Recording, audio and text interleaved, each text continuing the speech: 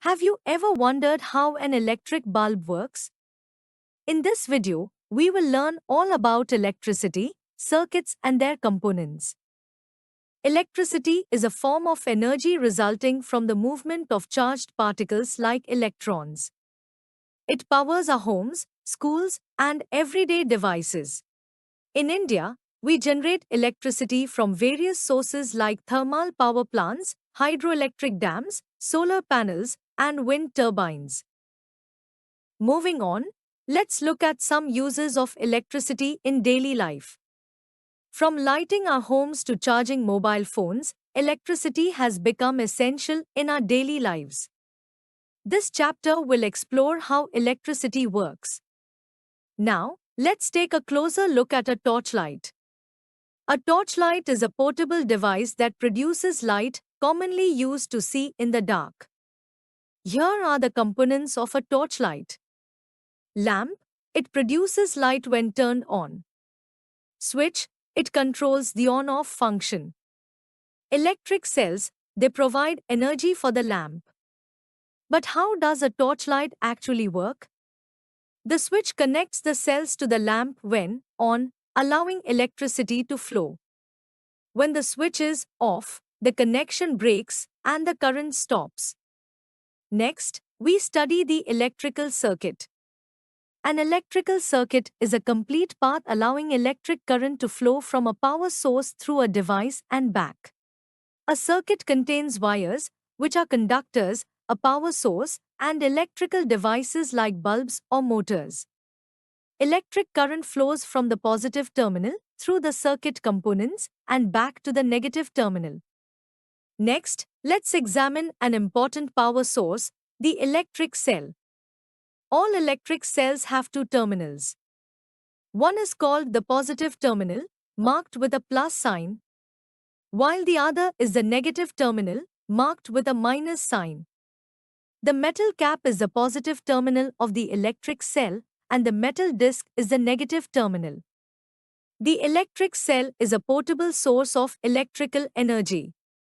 Now, what happens when we need more energy than one cell can provide? That's where a battery comes in. A battery is a combination of two or more electric cells connected together, with the positive terminal of one cell connected to the negative terminal of the next. This arrangement allows electrical energy to flow through a circuit effectively. Multiple cells connected as a battery provide energy for longer duration and greater power, making them essential for portable electronic devices. Proper cell arrangement is crucial. Incorrect placement can prevent electricity from flowing and cause the device to stop working.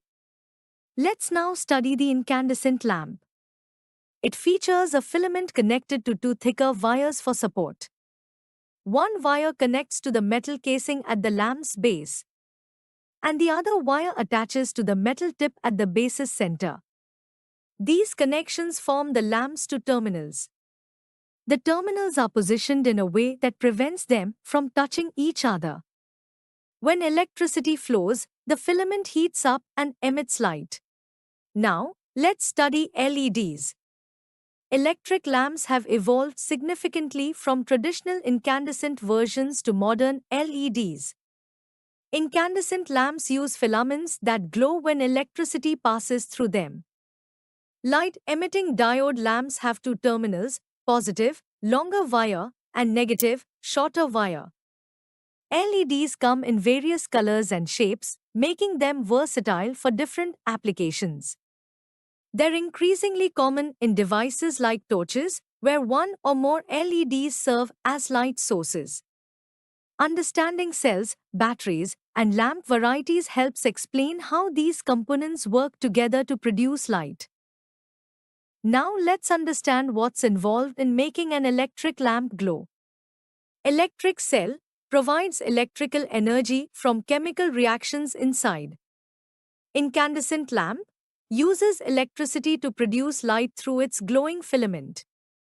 Cell holder securely places the electric cell in the circuit. Electric wires connect components and allow electric current to flow. But how does the circuit work? Cell terminals connect to the lamp through the electric wires. Electric current flows from the negative terminal through the wires into the lamp. The filament heats up and produces light, but only when the circuit is complete. Next, we'll explore the electric switch. A switch is a device that controls the flow of current by completing or breaking the circuit. On position, the switch closes the circuit and allows current to flow. Off position, the switch opens the circuit and stops current flow. A switch can be placed anywhere in the circuit. In a torch, sliding the switch completes or breaks the circuit. Home switches work similarly but are designed differently. Now let's learn about circuit diagrams. Circuit diagrams use standard symbols to represent electrical components. Organizations like IEC, ANSI, and IEEE create these universal symbols. These diagrams simplify complex circuits, making them easier to understand globally. Moving on, we study electrical conductors. Conductors are materials that allow electric current to flow easily. Examples include copper, silver, gold, and aluminium. Copper is most commonly used because it is less expensive and easily available. The best conductors include silver, copper, and gold. Even the human body can conduct electricity. This is why proper insulation and safety practices are so important. Let's now discuss electrical insulators.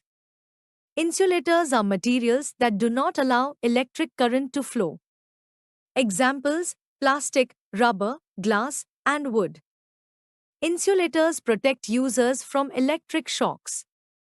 Common examples include plastic scales, erasers, and candles. Insulators are used for covering wires and making plug tops. Finally, let's learn about the types of electricity. Direct current, or DC, is produced by batteries.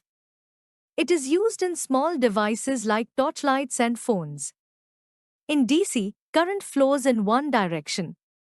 Alternating current, or AC, is the type of electricity we receive from power plants to our wall sockets. It is used for larger appliances.